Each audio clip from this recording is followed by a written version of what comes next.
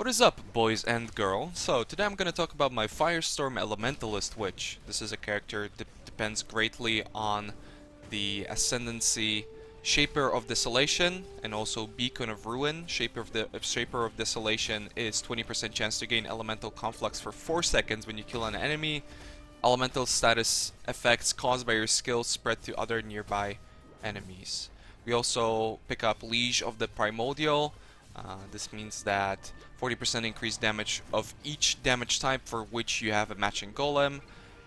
Your elemental golems are immune to elemental damage. 100% increased effect of buffs granted by your elemental golems. With this we use a fire golem, which results in a great clear speed increase.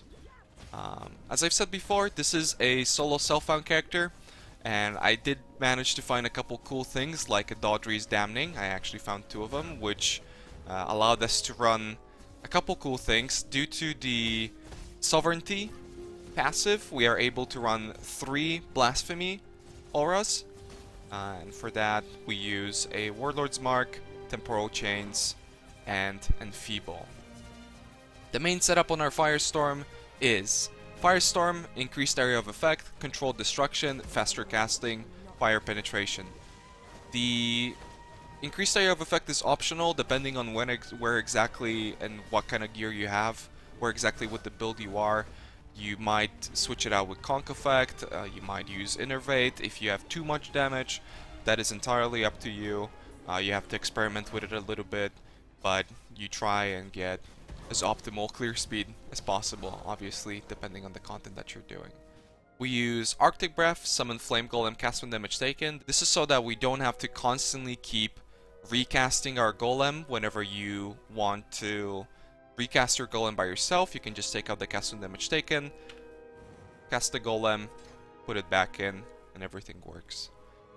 We use a Whirling Blades, faster attacks, fortify setup. This greatly increases the survivability of our character, paired up with the curses, so despite having only 5,000 life, this character actually has quite amazing survivability, and you can move around freely with the Temporal Chains. Volhaste, Rallying Cry, Blood Rage, and increased duration. Due to the Warlord's Mark, you always have enough leech, so it is very smart to use Blood Rage. It's essentially free frenzy charges, and we pick up quite a bit of regen on the skill tree too, so that's not a problem. And the Volhaste, clearly just a speed boost. We use Rallying Cry because, as you can see, we have very little mana, so sometimes when we don't leech through the Warlord's Mark, we can keep up our mana with just the Rallying Cry alone.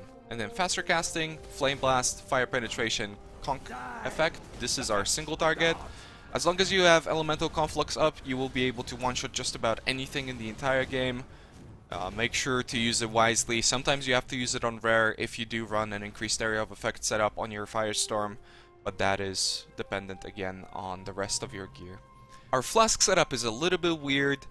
I worked with the limited resources that I had, and these are the flasks that I came up with. We use Divine Flasks, and our first flask is a Bubbling Divine Flask of Grounding. This is so that we can always remove the shock, which is a very threatening mechanic. Seeding Divine Flask of Staunching. This is to remove the bleeds. I would prefer for this to be a bubbling, however I did not manage to get it. A Perpetual Basalt Flask of Grounding.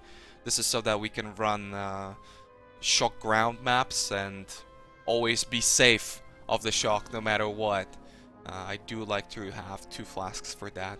We run a Experimenter's Granite Flask of Iron Skin. The prefix really doesn't matter all that much, however I do like increased duration, and then I would always recommend to run Iron Skin because it greatly increases the defenses with all the mitigation that we get through Fortify and Enfeeble, so that the armor actually does something for us. And then the Avengers Quicksilver Flask of Warding, I would prefer for this to be something else than Avengers, maybe duration, charges, or charge, less charges used, but this is what we had. And the Warding Flask is probably one of the most important flasks, so make sure to always have it up. This is also why I use it on a Quicksilver, because regardless of any prefixed rolls, you always have at least 2 uses of it. As for the skill tree, you can level with this character from the very beginning with Firestorm. You can use Firestorm traps, you can use Firestorm, you can spec into dual Flame Totem if you feel like it's safer for your character. However, I just leveled with Firestorm and some traps. As for the initial pathing, I decided to travel to Occultist Dominion through Firewalker after Cruel preparations so that we get more resists. AoE nodes are incredibly important, so I highly recommend you pick up AoE nodes as fast as possible. Elemental Conflux is also very useful. You can trigger it with one taps of your Flame Blast, really fast Whirling Blades, or your Firestorm itself. You can also run a Orb of Storm setup, however I did feel like it was unnecessary. Explosive Impact is super useful, like I said before, AoE and damage. Elementalist, pick up Amplify, and then later on we travel down through Sanctity to Tireless and Constitution. Later on in the skill tree, you might want to pick up the Endurance Charge and the Juggernaut node. As for the Sovereignty passive, it is optional. You might want to use a Dodri's Damning like I did for myself. However, if you're playing in a group, I highly recommend you just get a support, and that should be much better. Thank you very much for watching. I hope you guys enjoyed this guide. There will be many more coming in the future, so make sure to like and subscribe. And see you guys in the next one. Bye!